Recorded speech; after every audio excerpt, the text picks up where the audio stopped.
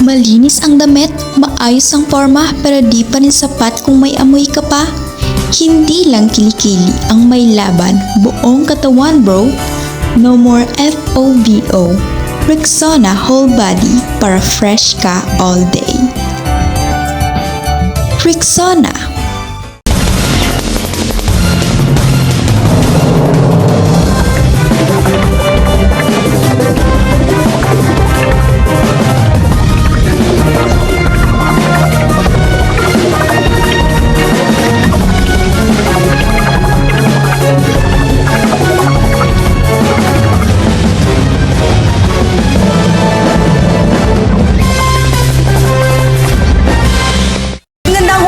Tanghali o hapon po sa inyong lahat. Kayo po ay nanonood sa Boses ng Bayan ay aming pandiringgin yan kung saan ang ating tinig ang siyang nangingibabaw.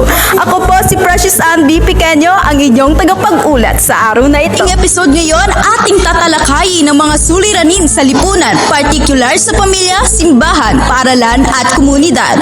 Upang mas mapapalalim ang ating kaalaman, makakasama natin ang ilan sa ating mga kasama upang maghatid ng panayam at sagot mula sa ating mga kababayan. Ngayon, puntahan natin si Bernadette Lodo para sa una nating paksa.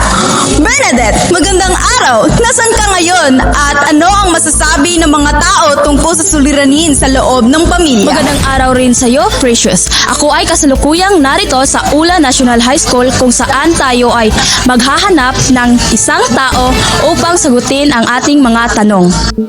At kasama ko ngayon si Chrislyn Villamasa, grade 11 student sa Ula National High School. Sa iyong palagay, ano ang masasabi mo sa suliranin sa loob ng pamilya?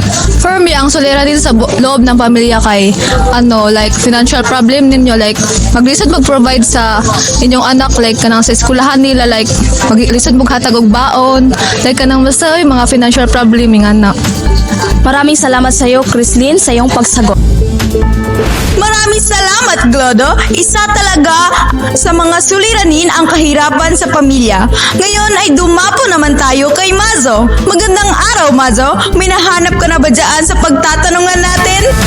Magandang araw, Precious. Ako si Yarami Mazo. Ngayon tatanungin natin tungkol sa suliranin sa simbahan. Kasama ko ngayon si... Hi, I'm Hanalo Helandan. I'm from grade 12 Pythagoras from Ula National High School. Ano nga ba ang mga suliranin sa mga simbahan? I observed problems and conflicts in the church.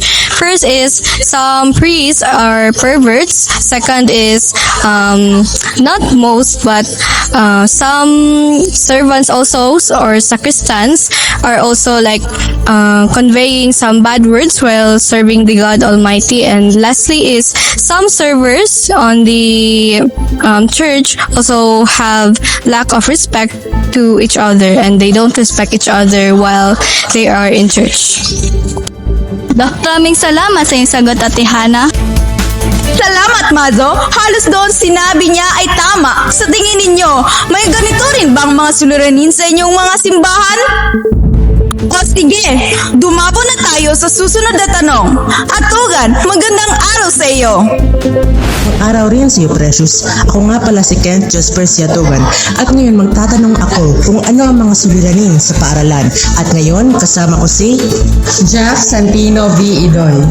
Ang tanong ko sa iyo, ano nga ba ang mga suliranin sa paaralan? Bullying. Ang mga other students, binubully yung other student na walang pera, walang mga gamit. Salamat sa iyong sagot. Maraming salamat, Atugan. Kaso lang, parang kulang ang kanyang sagot. Michael, may karagdagang sagot ka ba dyan? Ako nga pala si Michael Blisilio at tatanungin ko yung kasama ko na kung ano ang suliranin sa ating paaralan. Ano nga po bala yung pangalan mo? TJ De La Cruz. Maaari po ba akong magtatanong ng tanong? Ako. Tatanungin ko ba, ano ang mga suliranin sa ating paaralan? Ang suliranin dito sa ating paaralan ay ang mga basura. But hindi sila nagtatapon ng maayos sa mga basurahan. Salamat po sa iyong kasagutan. At yan lang po pala yung ating tinanong.